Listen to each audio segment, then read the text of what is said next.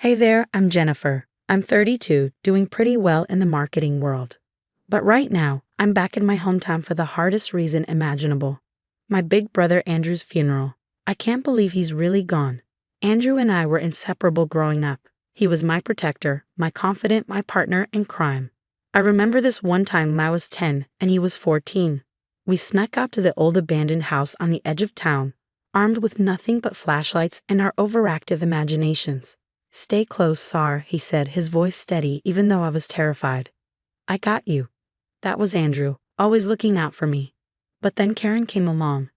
I tried to like her, really. When Andrew first introduced us, I put on my best smile and said, "Nice to meet you." But there was something about her, a coldness that never thawed. "Oh, so you're the famous little sister," she'd said, her voice sugary sweet, but her eyes cutting. "Andrew talks about you all the time." I could tell right then she saw me as competition. Every family gathering felt like a silent war. She'd make these snide remarks, suggesting I was too attached to Andrew or that it was time to grow up. Once at a barbecue, she'd said, loud enough for everyone to hear, "It's cute how you still cling to Andrew, Jennifer, but don't you think it's time to cut the cord?" I'd wanted to throw my drink at her, but Andrew had given me that look. The one that said, "Let it go, sis." So I did, for him. Now, standing in the funeral home, I see Karen playing the part of the grieving widow flawlessly. She's got everyone fooled but not me. Our eyes meet across the room, and for a split second, her mask slips. There's a flicker of something in her gaze, anger, guilt. I can't quite tell. My parents are here too. Mom's a mess, mascara streaking down her cheeks as she clutches Dad's arm. Dad's trying to be strong, but I can see the pain in his face. They don't know about the tension between Karen and me. I kept it from them, not wanting to stir up any drama. "Jennifer." I hear a familiar voice and turn to see Lisa, my best friend since kindergarten. She wraps me in a tight hug. "I'm so sorry. Honorable, how are you holding up?" "I'm managing," I say, grateful for her support. Lisa's always been my rock, especially when things with Karen got rough. As we talk, I notice Tom, Karen's brother, hovering nearby. He's always had this awkward crush on me, which Karen hated. It was just one more thing that added tension between us. "Hey, Jennifer," Tom says, approaching with that awkwardness he's never quite grown out of. "I'm really sorry about Andrew. He was a great guy." I nod, not trusting myself to speak. The whole situation feels surreal. My brother is gone, and I'm standing here, surrounded by a mix of genuine grief and a powder keg of unresolved issues. As the service begins, I can't help but think about all the things Andrew and I never got to say. The last time we spoke, he seemed off, like he wanted to tell me something but couldn't find the words. Now, I'll never know what it was. I glance over at Karen again, and this time she's staring right at me. There's a challenge in her eyes, a silent message I can feel in my gut. Whatever's between us, it's not over, and I know that whatever comes next is going to change everything. The funeral service is a blur of tears and whispers. I can't take my eyes off Karen. She keeps fidgeting, her gaze darting around like she's searching for an escape. When she finally stands to speak, her words sound rehearsed, hollow. "Andrew was everything to me," she says, her voice breaking in a way that doesn't quite ring true. "I don't know how I'll go on without him." I have to bite my tongue to keep from scoffing. After the service, we all head back to Andrew and Karen's house. I hang back, watching as Karen flits from person to person, playing the grieving widow with perfect, practiced grace. Moments pass where, when Karen thought no one was looking, her face seemed almost relieved. The weight of it all hit me, and I muttered to Lisa, "I need some air." Slipping away from the crowd, I wandered into Andrew's home office, a place strictly off limits when he was alive, by Karen's rules, not his. "What are you doing in here?" came Karen's voice from the doorway. I spun around, my heart racing as I met her narrow gaze. "Just remembering Andrew," I lied, trying to keep my voice steady. She stepped closer, her perfume cloying in the confined space. "Well, do it somewhere else," she said sharply. "This room is private." She moved to usher me out, but as she did, something on the desk caught my eye. Financial documents, spreadsheets, bank statements, and the numbers. They didn't add up. "Karen," I said slowly, suspicion curling in my gut. "What's going on with Andrew's business accounts?" Her face went white, then flushed with anger. That's none of your concern. Get out, she snapped. But I couldn't let it go. The more I looked, the clearer it became. You've been stealing from him, haven't you? I said, feeling a mix of anger and disbelief. For years. You don't know what you're talking about, she hissed, her eyes blazing. I think I do, I countered. Does anyone else know? Is this why Andrew was acting so strange before he? But I didn't get to finish. In a flash, Karen grabbed a heavy crystal vase from the shelf and swung it at me. Pain erupted across my temple, and I staggered back. You nosy little, she snarled, all pretense gone. You've always been a thorn in my side. Well, not anymore. She shoved me out of the office, and I stumbled down the hall, my vision blurring. The next thing I knew, I was outside, door slamming behind me. And don't come back. Karen's voice shrieked from behind the door. You're not welcome here anymore. I stood there stunned, blood trickling down the side of my face.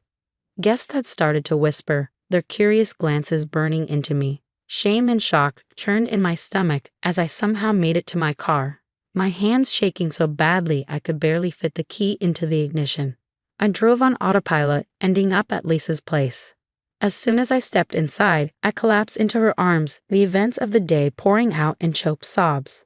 I told her everything, the documents, Karen's reaction, the vase. We need to call the police, Lisa said firmly, leading me to her couch. But I hesitated. I don't have proof, I said, despair washing over me. It's my word against hers, and she's the grieving widow. Who's going to believe me?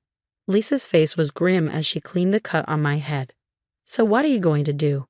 I don't know, I replied, staring down at my still trembling hands. But I can't let her get away with this. I think it might be connected to Andrew's death. I need to find out the truth. The next few weeks passed in a whirlwind of sleepless nights and clandestine meetings. Lisa and I turned her apartment into our own little detective agency, fueled by coffee and a burning sense of justice. Look at this, Lisa said one night, handing me a stack of papers. I did some digging into Karen's background. She's got a whole other life we never knew about. I scanned the documents, my heart sinking. A previous marriage, I muttered, horrified. She told Andrew she'd never been married before. That's not all, Lisa continued, her voice grim. She has multiple fraud complaints against her under her maiden name. This woman's been running cons for years. My stomach churned, and Andrew had never known. We kept digging, piecing together Karen's twisted past. But we needed more, something concrete to connect her to the embezzlement from Andrew's business. That's when, of all people, Tom reached out to me. Jennifer, we need to talk, he said over the phone, his voice shaky. About Karen. There's stuff you need to know. We met at a dimly lit bar on the outskirts of town. Tom looked haggard, like he hadn't slept in days. I can't keep quiet anymore, he blurted out as soon as I sat down. Karen, she's done terrible things. To Andrew, to you, to so many people. Tell me everything, I said, leaning in. Tom spilled it all, how Karen had been siphoning money from Andrew's business for years, using it to pay off debts from her previous scams, and how she'd manipulated Tom into helping her cover her tracks. Andrew found out, Tom said, his voice breaking, about a month before he died. He confronted her, told her he was going to divorce her and expose everything. My blood ran cold. And then he suddenly died of a heart attack. Tom nodded, his gaze falling to the floor. I can't prove anything, but I've always wondered. He reached into his pocket and handed me a USB drive. This has everything. Bank records, emails, all the evidence of Karen's fraud. I should have come forward sooner. I'm sorry. Over the next few days, Lisa and I worked tirelessly, piecing together an airtight case against Karen. I reached out to some of her previous victims, gathering statements and more evidence of her long history of deceit. One night, as I sorted through some of Andrew's old files, I found something that stopped me cold. A letter, addressed to me, dated just days before his death. Jennifer, it read, if you're reading this, something has happened to me. Karen isn't who we thought she was. I've uncovered some terrible things, and I'm afraid of what she might do. I need you to be careful. Tears streamed down my face as I read Andrew's final words to me. But I also need you to help me expose the truth. You're the only one I can trust. I love you, sis. Stay strong. In that moment, my resolve solidified. This wasn't just about revenge anymore. It was about justice. Justice for Andrew, for all of Karen's victims, and for the truth. I looked at Lisa, my voice steady. We're going to take her down, whatever it takes. The next day, I walked into the family lawyer's office, feeling the weight of everything I'd uncovered pressing down on me.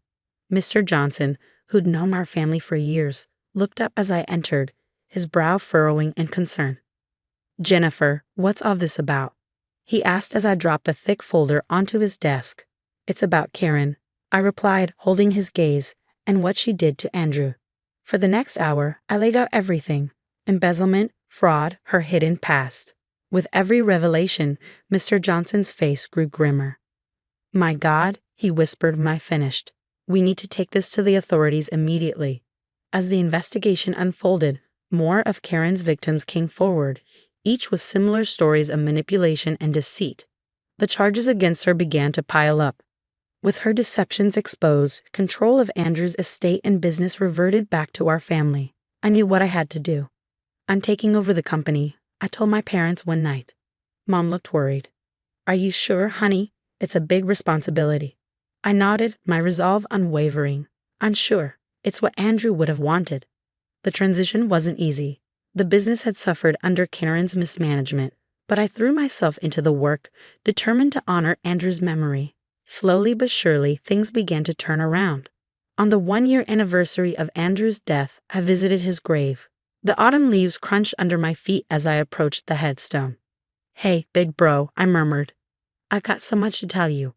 I told him about the business, how we'd landed a big new client last week, about Mom and Dad and how they were doing better these days. And yes, I told him about Karen, how she wouldn't be hurting anyone else for a long time. A warm breeze rustled through the trees, and for a moment I could almost hear his voice on the wind. Stay strong, sis. I got you. I smiled, touching the headstone one last time before turning to leave. Walking away, I felt lighter, freer. The past year had been a trial, but I'd come through it stronger. Karen was facing justice, the business was thriving, and most importantly, Andrew's memory was honored.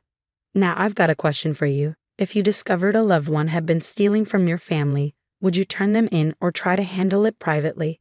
And what if their actions might have indirectly led to someone's death? This is a tough situation with no easy answers, and I'd love to hear your thoughts in the comments below.